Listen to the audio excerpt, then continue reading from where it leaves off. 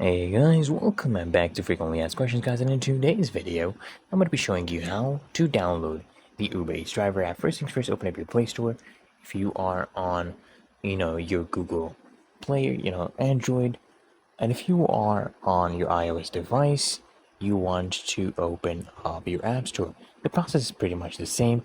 You're going to come here, up here, click on Search Apps and Games, and you're going to type in Uber Eats driver app, okay? Now this one, for example, this Uber Eats order app, this is for partners, basically for businesses or restaurants.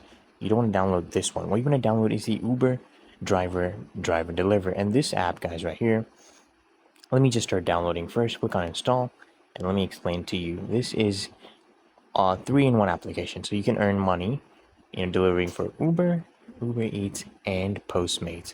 So once it starts downloading, guys, what you want to do is basically open up the app and log in with your driver credentials, which you'll get after you have completed your background check. They will send you the login details via email. So I hope this video helps you out, guys, and if it did, guys, consider smashing that like button as well as subscribing to Frequently Asked Questions. Turn on those bell notifications, guys, so you get notified of the next upload, and I'll see you guys in the next one.